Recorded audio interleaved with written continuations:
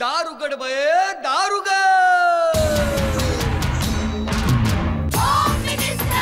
कोणाला बघ शाळेला उशीर होतो. आज कामवाली बाई पण नाही आली. पदरावरती सरकारीचा मोर नाचरा हवा, संसारातून वेळ काढून खेळ खेळूया नवा. मांजेकर पैठणी घेऊन आला. वहिनी उघडताना दा रोज पत्रिका देणार.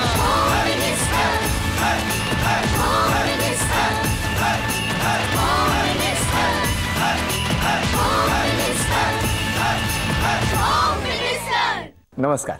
एक्सो डिशवॉश बार प्रस्तुत home minister powered by Fortune oils and foods च्या आजच्या भागामध्ये मी आदेश बांदेकर आपणा सगळ्यांचं मनापासून स्वागत करतो. के जे सोमय्या एज्युकेशन सोसायटीच्या व्हाईस प्रिन्सिपल डॉक्टर कल्पना खराडे यांच्याशी आत्ता आपण संवाद साधणार आहोत. हा सन्मान जिद्दीला, हा सन्मान स्त्री शक्तीचा, हा सन्मान त्यांच्यातल्या कष्टाचा आणि सकारात्मक दृष्टिकोनाचा. डॉक्टर कल्पना खराडे मॅम खरंच बेस्ट मॅम आहेत.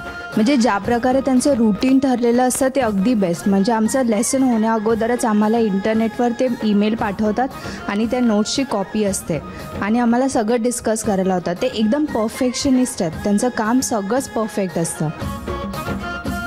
कल्पना मॅडम हे डिफरंटली एबल्ड पर्सन आहेत.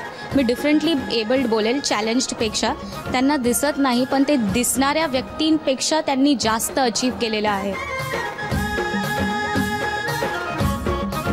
नमस्कार कल्पना ताई. नमस्कार सर. नमस्कार. तुमचं बालपण कुठलं? तुपेवाडी नावाची एक छोटीशी चाळ. कुठे आहे ती? मुलुंडलाच. बर.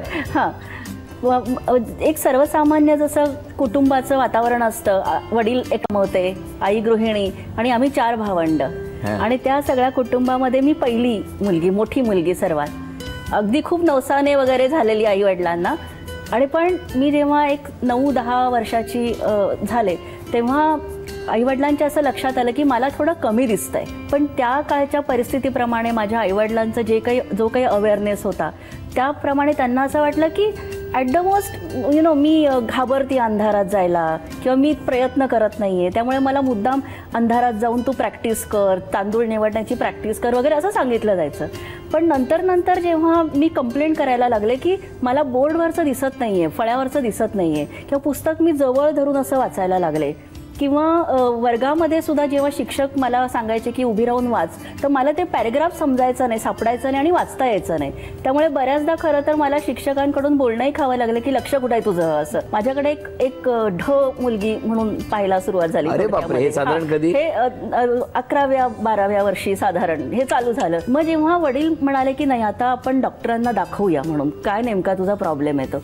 आणि तेव्हा आम्हाला सगळ्यांनाच वाटलं की ॲट द मोस्ट डॉक्टर बघतील, मला एक चष्मा देतील आणि दॅट्स ऑल लाईक आणि मग असं करता करता आम्ही परीक्षा झाल्यानंतर डॉक्टरांकडे मला जेव्हा नेलं तेव्हा डॉक्टरांनी पाहिल्यानंतर डॉक्टरांचा चेहरा गंभीर. त्यांनी वडिलांना विचारलं तुमच्या मुलीला इंग्लिश येतंय का, समजतंय का? ते म्हणाले माहिती नाही, मराठी माध्यमात शिकलेली आहे, समजेल की नाही काय, पण प्रॉब्लेम काय म्हणे. म्हणून त्यांनी इंग्लिशमध्येच एक्सप्लेन केलं. पण आय अंडरस्टूड एव्हरीथिंग, मला सगळं कळलं. आणि त्यांनी डॉक्टरांनी जे सांगितलं त्याचा सारांश असा होता की तुमच्या मुलीला एक अतिशय रेटिनायटिस पिगमेंटोसा नावाचा दुर्धर आजार झालेला आहे आणि तो आजार असा आहे की हळूहळू तिची दृष्टी कमी होत जाईल आणि एक दिवस असा येईल की तिच्या डोळ्यासमोर संपूर्ण अंधार असेल. आता हा दिवस म्हणजे तो अंधार येण्याचा दिवस कधी येईल आम्ही सांगू शकत नाही. कदाचित 5 वर्ष लागतील, कदाचित 10 वर्ष असतील. मग माझ्या वडिलांनी विचारलं याच्यावर काहीतरी उपाय असेल ना डॉक्टर? ते म्हणाले की माणूस चंद्रावर पोचला पण अजूनही या आजारावर कुठेही जगातल्या कुठल्याही कोपऱ्यात इलाज नाही. काय सांगता? हो. त्यामुळे एका क्षणात डॉक्टरांच्या निर्णयाने माझं संपूर्ण भविष्य प्रश्नचिन्ह निर्माण, अंधारमय झालेलं होतं. पण हातात काहीच नव्हतं. पण एक फक्त झालं की मी कधीही आई वडिलांना दाखवलं नाही, मला हे कळलेलं आहे. अरे बापरे. त्यामुळे मी जराही संशय दिला नाही की तुम्हाला माहिती. हो. आणि मी फक्त मनात गोष्टी ठेवून हसायला शिकले थोडक्यात. म्हणजे मी काय म्हणतात की आपण दाखवायचं नाही ना चेहऱ्यावर. कारण कसं असतं आमच्या अपंगांच्या जीवनामध्ये शॉक येतो पहिल्यांदा जेव्हा कळतं तेव्हा. शॉक नंतर डिनायल स्टेज येते. त्या डिनायल स्टेजमध्ये मी होते की नाही मला काही होणार आहे तर तो डिनायल इतका स्ट्रॉंग होता की मी त्या बाबतीत विचारच नाही करायचे मुळे. असं करता करता मग SSC झाले मी. SSCत जेवढा पेपर दिसला तेवढाच लिहिला, कारण त्या इन्व्हिजिलेटरला आई बाबांना माहिती झालं होतं की साधारणतः मार्क्स कमी पडू शकतात किंवा असं. पण त्यामुळे काय झालं की म्हणजे जनरली इतर आई वडिलांनी काय केलं असतं की ठीक आहे बाबा पास होतेस तर पास हो, अपेक्षा करणं सोडून दिलं असतं. पण तसं माझ्या आई वडिलांनी नाही केलं. त्यांनी माझ्याकडून नेहमी चांगल्याचीच अपेक्षा ठेवली. पण मला हे कळालं की पुढे काय, SSC नंतर पुढे काय, म्हणजे कारण माझ्याकडे किती वर्ष आहेत हातामध्ये मला माहित नाही. मध्यमवर्गीय कुटुंबातल्या मुलीची जेवढी उंच उडी जाते तेवढीच माझी उडी गेली. मी DEDचा विचार केला, प्रायमरी टीचर एज्युकेशनचा. मी सोमय्या कॉलेजमधूनच मी DED झाले आणि 1-2 ठिकाणी मी प्रायमरी टीचर म्हणून जॉबही केला. पण म्हणजे जॉब करण्याचं सुद्धा कसं आहे की जेव्हा मला पहिलीचा वर्ग नेहमी मिळत गेला तर पहिलीतली मुलं जी अशी मोठं मोठं अक्षर काढतात पाटीवर, तर तेवढं I could manage that much. म्हणजे मुलांचं तेवढं लिहिणं वाचणं, दिवसात चालणं प्रॉब्लेम नव्हता. दिवसात चालू संध्याकाळ झाली की मी घरामध्ये असं असायचं. आणि नंतर BMCत काही दिवस काम केलं. पण हळूहळू ती दृष्टी खूपच कमी होत गेली. म्हणजे मला दिवसा चालणं सुद्धा अशक्य झालं किंवा मुलांनी पाटीवर काढलेलं सुद्धा मला वाचणं अशक्य व्हायला लागलं. वगैरे कुठेही याच्यावरती उपाय नाही तोपर्यंत नव्हता. मी जोपर्यंत सांगते तोपर्यंत काहीच नव्हतं. म्हणजे तर एक क्षण म्हणजे तो काळ जो होता की पुढे काय माहिती नाही, जॉब मी करू शकेन की नाही मला माहिती नाही, म्हणजे पुढे काय करायचं हे खूप मोठं प्रश्नचिन्ह होतं. पण कधी कधी काय होतं की काही आयुष्यात अशी वळणं येतात. तसं माझ्या आयुष्यात एक चमत्कार घडला. असं आपण कल्पना ताईंबरोबर गप्पा मारतो आहोत. काय चमत्कार होता? चमत्कार तर असा 1978 साल होतं ते आणि मी माझं वय 18-19 वगैरे असेल ॲट द मोस्ट. एका मराठी वृत्तपत्राच्या शेवटच्या पानावर 4 ओळीची बातमी फक्त की ह्या रेटिनायटिस पिगमेंटोसा जो माझा आजार आहे त्या आजारावर रशियामध्ये प्रायोगिक तत्वावर उपचार चालू झालेले आहेत. हे माझ्या आईने वाचलं. शेवटचं पान तिच्या हातात होतं. तिने वाचलं, पान वडिलांच्या हातात दिलं आणि ते वाचल्यानंतर माझे मध्यमवर्गीय वडील जे पोस्ट अँड टेलिग्राम खात्यामध्ये हेड क्लार्क पदावर होते ते म्हणाले मी माझ्या मुलीला रशियाला घेऊन जाईन. त्या काळी जेव्हा माझे वडील असा उद्गार काढतात हे खूप मोठी गोष्ट आहे आदेश. आणि मग तुम्ही बाकीच्या पुढच्या गोष्टींची तुम्ही कल्पनाच करू शकता की किती पत्रव्यवहार केला असेल, किती लोकांना भेटले असतील, किती NGOजना अप्रोच झाले असतील आणि त्या सगळ्या प्रयत्नांचा परिपाक म्हणून मग शेवटी 79 मध्ये आम्ही रशियाला गेलो. जेव्हा आम्ही तिथल्या हॉस्पिटलमध्ये गेलो, गेल्मगोल्स हॉस्पिटलमध्ये गेलो, त्या हॉस्पिटलमध्ये डॉक्टरांनी माझी तपासणी केली आणि जसं भारतातल्या डॉक्टरांचा गंभीर चेहरा झाला तसाच गंभीर चेहरा रशियन डॉक्टरांचा सुद्धा झाला आणि ते म्हणाले नाही आम्ही या मुलीला ट्रीटमेंट देऊ शकत. असं तिथे गेल्यावर सांगितलं? हो, म्हणे की कारण तिची अवस्था एवढी म्हणजे तिचा आजार एवढा पुढे गेलेला आहे की आपण त्याच्यावर नाही काही उपाय करू शकत थोडक्यात. अरे बापरे. तर ते ऐकल्यानंतर माझ्या वडिलांच्या आणि माझ्या सुद्धा पायाखालची खरं म्हणायचं तर जमीनच सरकली. म्हणजे इतक्या प्रयत्नानंतर आम्ही तिथं गेलेलो होतो तर वडील म्हणाले नाही मी माझ्या मुलीला तशी परत घेऊन नाही जाऊ शकत, तुम्ही तिच्यावर काही उपचार करा पण मी बिना उपचाराचा मी इथून नाही जाणार. मग ते म्हणाले ठीक आहे आपण असं करू की तिला आपण एक इंजेक्शन देऊन पाहू आणि ते जर तिने जर रिस्पॉन्ड केलं पॉझिटिव्हली तर उद्यापासून ट्रीटमेंट चालू करू, पण कुठलीही आम्ही गॅरंटी देऊ शकत नाही. अरे बापरे. बरं ती ट्रीटमेंट अशी होती म्हणजे आमचा समज असा होता की मे बी ऑपरेशन करतील किंवा काहीतरी अशी स्ट्रॉंग ट्रीटमेंट देतील ज्याने 1 टाइम आणि ऑल सगळं संपून जाईल म्हणजे बरं होईल थोडक्यात. पण 10 दिवसांनी ट्रीटमेंट झाल्यानंतर ते डॉक्टर म्हणाले हां थोडी इम्प्रूव्हमेंट आहे पण तिला ही ट्रीटमेंट परत 6 महिन्याने घ्यावी लागेल. अरे बापरे. म्हणजे तुम्ही परत कल्पना करू शकता की एकदाच मुळे आम्ही एवढ्या कठीण परिस्थितीत आलेलो होतो तर 6 महिन्याने येणं हे आम्हाला अजिबात शक्य नव्हतं. पण त्यावेळेला मात्र भारतीय दूतावास पुढे आला, इंडियन एम्बसी. हां. अरे वा. हां. आणि त्यांनी माझ्या वडिलांना सांगितलं की तुम्ही एवढा प्रयत्न करून इथे आलेला आहात, ट्रीटमेंट अर्धवट टाकून जाऊ नका, एम्बसी तुमच्या पाठीशी उभी राहील. काय सांग. हां. आणि मग त्यांनी बाबांना लोकली अपॉइंट केलं तिथे एम्बेसीमध्ये आम्हाला राहायला एक छोटासा फ्लॅट दिला आणि मग असं ठरलं की 6 महिने आपण राहू, 6 महिन्यानंतर पुन्हा ट्रीटमेंट घेऊ. आणि मग वडिलांनी पूर्ण चौकशी केल्यानंतर हे कळालं की ही ट्रीटमेंट जी आहे ती एकतर प्रायोगिक स्वरूपाची आहे, रिपिटेटिव्ह आहे, 6-6 महिन्यांनी रिपीट करायला लागणार आहे आणि जोपर्यंत ट्रीटमेंटचा परिणाम राहील तोपर्यंत दृष्टी जी आहे ती वाचेल, पुढे नाही वाचू शकणार असं. त्यामुळे काय झालं होतं की मागचे दरवाजे बंद झाले होते, पुढेच जाणं आवश्यक होतं कारण मागे फिरणंच अशक्य होतं. मग त्याच्यावर एक उपाय आम्हाला सांगितलं गेलं की तुम्ही ह्या मुलीला इथे शिक्षणासाठी ठेवा. त्याने काय झालं असतं की एकतर मला रशियन विद्यार्थ्यांप्रमाणे स्टायपेंड मिळाला असता, मला हॉस्टेल मिळालं असतं, मला विजा मिळाला असता, कारण त्या काळचा रशिया हा समाजवादी देश होता. त्यामुळे शिक्षण, उपचार हे सगळं फ्री होतं सर्व नागरिकांना, तसंच ते परदेशी नागरिकांनाही फ्री होतं. मग मी तिथली एंट्रन्स टेस्ट दिली आणि मी तिथल्या कॉलेजमध्ये प्रवेश घेतला. आणि कॉलेजमध्ये प्रवेश घेतल्यानंतर मात्र आदेश मी मागे वळून नाही पाहिलं. मुख्य म्हणजे मला इथं एक सांगायचं आहे की इथं मला एक I use to feel ashamed about my disability. म्हणजे मला इथं संकोच वाटायचा की मला हा प्रॉब्लेम आहे.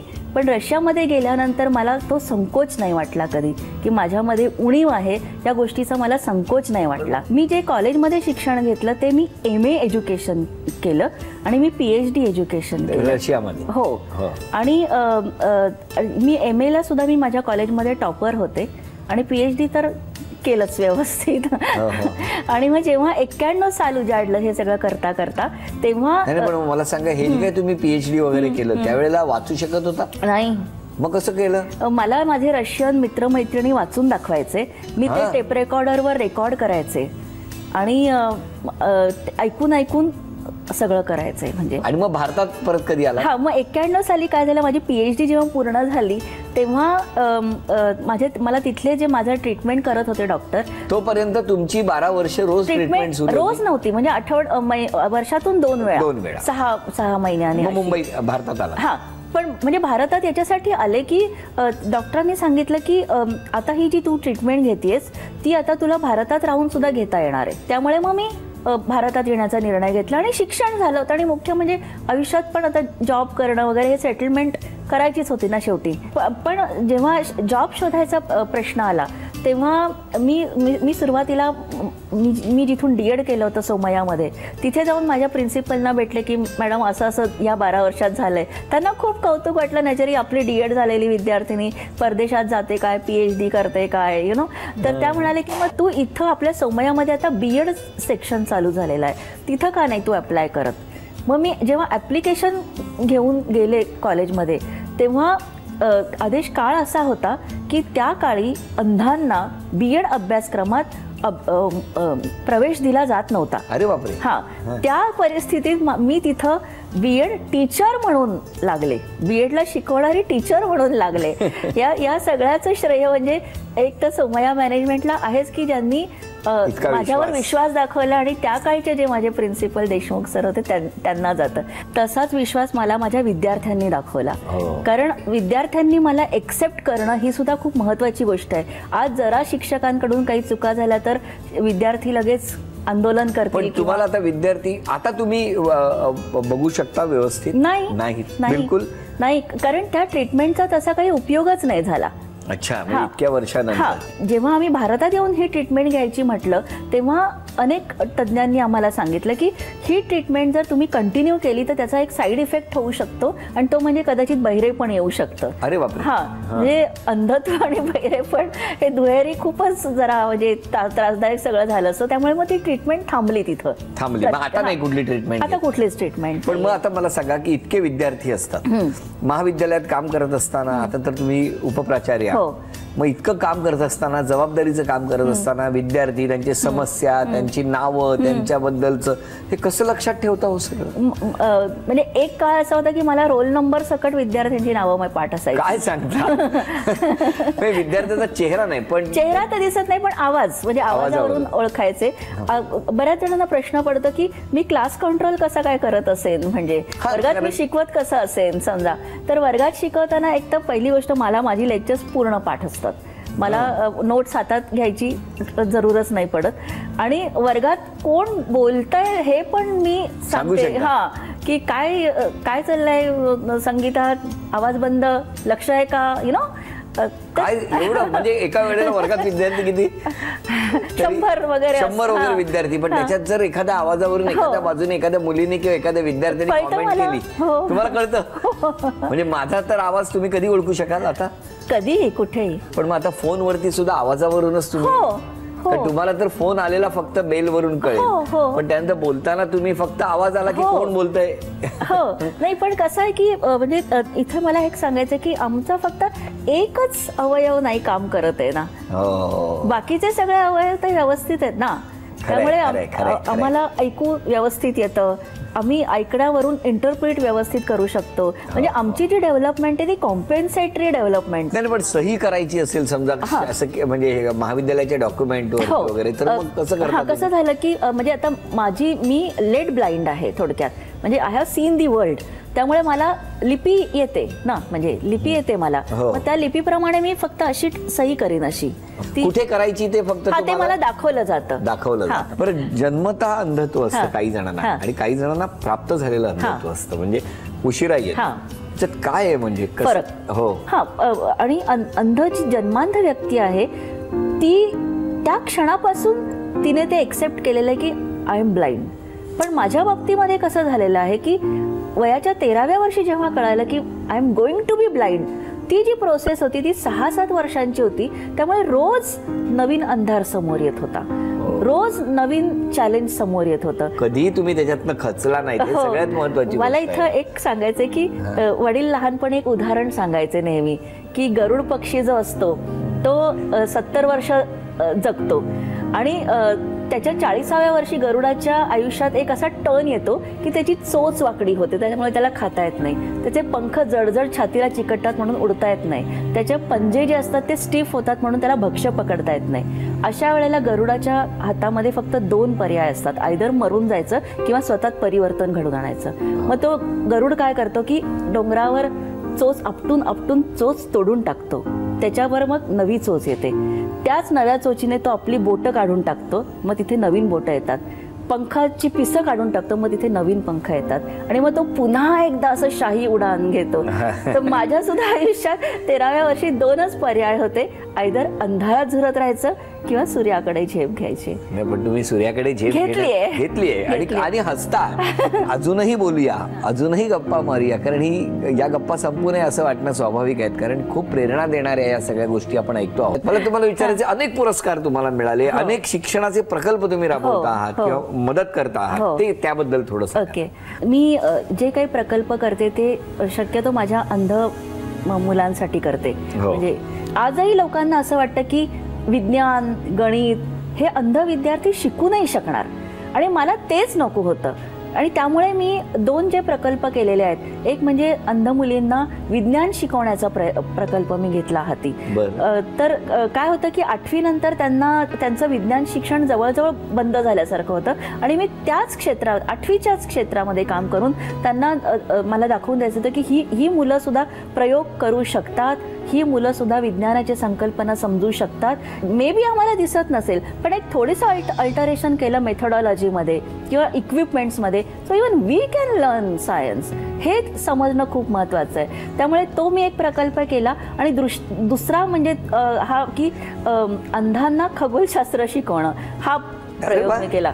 सूर्य, चंद्र हे दिसतच नाही आहे मुळे ना अंधांना, आणि त्या परिस्थितीत त्यांच्या हातात पुस्तक कुठलं आहे तर आपलं नॉर्मल मुलांचं जे सायन्सचं पुस्तक आहे तेच ब्रेलमधलं पुस्तक आहे. त्यामुळे त्याच्यामध्ये असा टेक्स्ट तुम्हाला आढळेल, मुलांनो आकाशात पहा, तुम्हाला काय दिसते बरे, आकाश निळं आहे. त्यामुळे ते फक्त ऐकतात आणि परीक्षा देतात, पण कॉन्सेप्ट त्यांचे क्लिअरच होत नाहीत. मग त्यामुळे मी हा प्रकल्प घेऊन तंत्रज्ञानाचा वापर करून किंवा टॉकिंग मॉडेल्स तयार करून किंवा डेझी सारख्या तंत्रज्ञानाचा वापर करून एक अभ्यासक्रम तयार केला आणि मला त्याचे चांगले रिझल्ट्स मिळाले की माझे जे विद्यार्थी होते ज्यांच्यासाठी मी काम केलं त्यांना हे कॉन्सेप्ट अतिशय व्यवस्थित समजले. वा वा वा वा, किती छान.